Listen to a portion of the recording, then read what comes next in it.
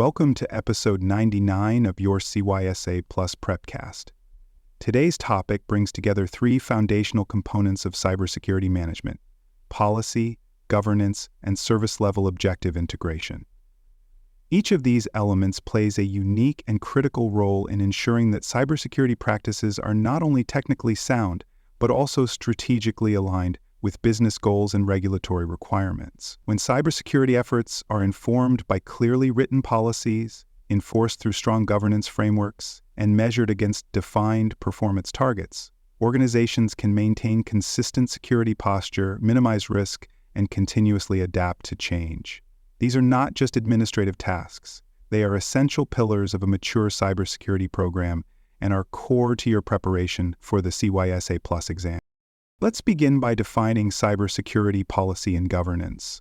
A cybersecurity policy is a formal set of guidelines that establishes what is expected from personnel, systems, and departments regarding security behavior. These policies define acceptable use, access control, data handling, secure development practices, and incident response requirements. Governance, on the other hand, refers to the oversight structures and decision-making processes that ensure those policies are enforced, followed, reviewed, and continuously improved. Governance determines how cybersecurity responsibilities are assigned, how policy compliance is measured, and how leadership holds teams accountable for execution. Effective cybersecurity policies must be specific, actionable, and relevant to the organization's risk profile. Analysts and compliance professionals work together to ensure that these documents clearly define roles and responsibilities, establish behavioral expectations, describe mandatory security controls, and outline procedures for incident response and vulnerability management. Policies act as a guide for both everyday security decisions and long-term planning. If policies are vague or outdated, even the best technologies and teams will struggle to achieve consistent protection. Governance frameworks support these policies by introducing structure and accountability. Frameworks like the NIST Cybersecurity Framework, ISO/IEC 2701, COBIT, and the CIS controls provide templates and methodologies for implementing cybersecurity practices across organizations of all sizes. These frameworks guide organizations in aligning cybersecurity with risk tolerance, industry regulations, and business priorities. Governance is what ensures policies don't just sit in a binder. They're applied, monitored, and continuously evaluated for effectiveness. At the core of strong governance is leadership accountability. Executives must understand their role in cybersecurity, including approving budgets, setting priorities, and enforcing compliance. Analysts and security managers report on performance, communicate incidents, and seek approvals for strategic initiatives through these governance channels. This structured interaction ensures that cybersecurity is not siloed within technical teams but is integrated into enterprise decision-making. Leadership involvement increases the likelihood that policies will receive the attention and resources required for success. Governance frameworks also enable consistency across departments. Without centralized oversight, different business units might interpret or implement security policies in varied ways. One team might use outdated password requirements while another uses two-factor authentication. Governance ensures alignment across departments, technologies, and processes. It creates standardized expectations that reduce fragmentation, duplication of effort, and compliance gaps. Analysts support this consistency by contributing to centralized security policies, monitoring implementation progress, and helping teams interpret governance requirements. A critical feature of governance is clearly defined roles and responsibilities. These assignments span across leadership, IT operations, security teams, compliance officers, and business stakeholders. For example, analysts may be responsible for performing vulnerability scans, but the IT team must apply patches. While compliance teams validate control implementation, governance ensures that these responsibilities are clearly stated, properly resourced, and regularly reviewed. This clarity enhances collaboration and prevents accountability gaps when responding to security challenges. Policy and governance integration is not a one-time activity. Organizations must periodically reassess policies to ensure they remain relevant. Emerging threats, regulatory changes, business transformations, and lessons from security incidents often prompt policy updates. governance processes ensure these updates are systematically reviewed, approved, communicated, and implemented. Regular policy review cycles maintain alignment with external expectations and internal needs, helping organizations stay agile in the face of evolving risk landscapes.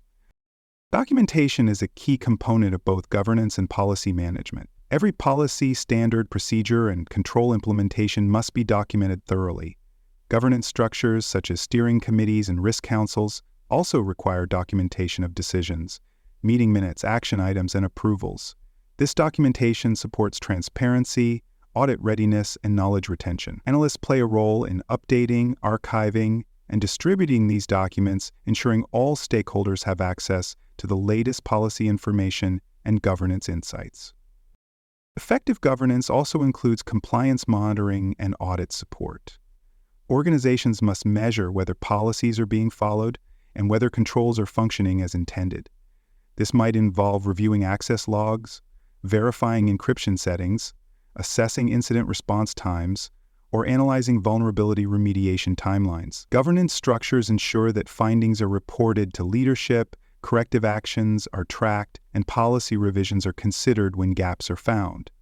Analysts contribute to these efforts by collecting data, performing assessments, and generating compliance reports.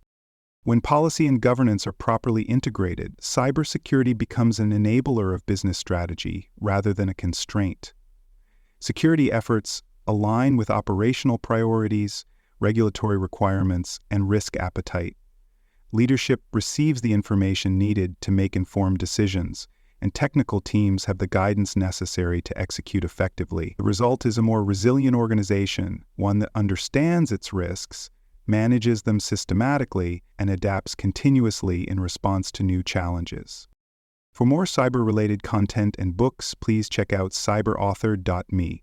Also, there are more security courses on cybersecurity and more at baremetalcyber.com.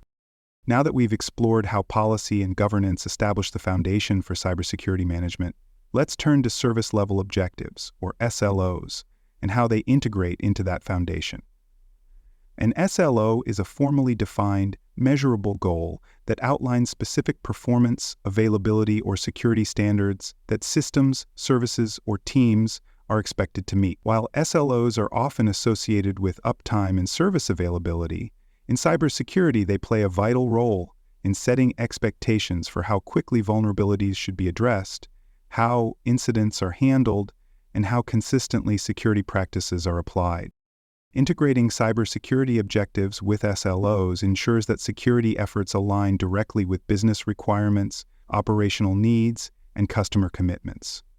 When SLOs are clearly defined and tracked, they help reduce ambiguity about what is expected and provide a mechanism for measuring performance. For example, an organization might define an SLO stating that critical vulnerabilities must be remediated within 7 days of identification, or that all high-priority patches must be deployed within 48 hours of release.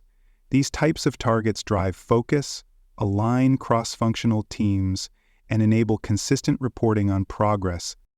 SLOs serve as a mechanism for aligning cybersecurity initiatives with larger organizational priorities. They help ensure that limited resources are directed toward objectives that support business continuity, regulatory compliance, and customer satisfaction.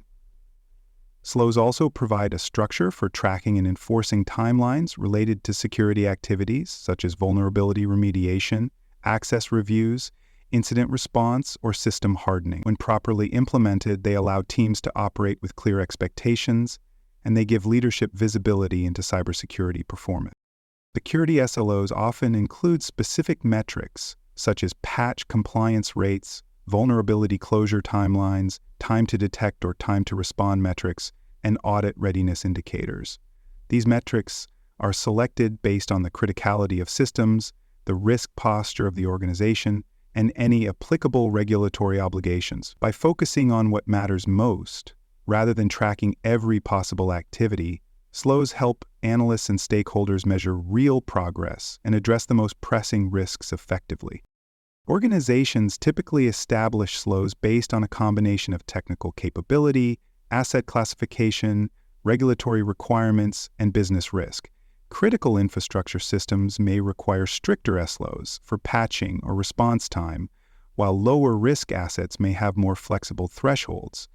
These goals are developed collaboratively across security, operations, and business teams to ensure they are both ambitious and attainable. Setting the right SLO requires a balance between reducing risk and maintaining operational feasibility.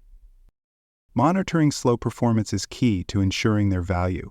Analysts use dashboards, automated compliance tools, and real-time analytics to track how well the organization is meeting its defined security objectives.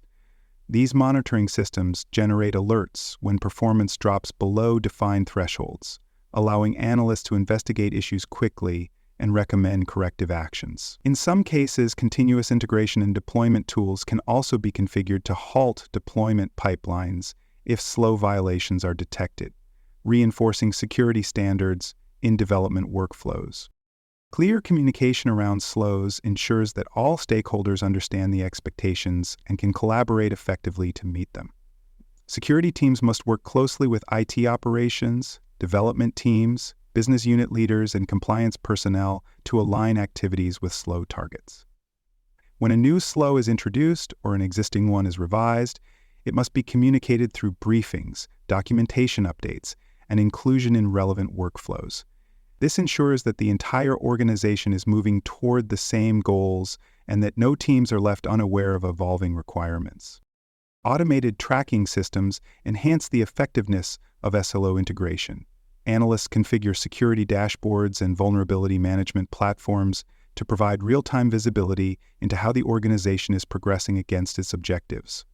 Automated reporting tools can produce weekly or monthly summaries for leadership, highlighting successes, identifying gaps, and recommending adjustments. These insights support data-driven decision-making and help maintain continuous alignment between security efforts and strategic goals.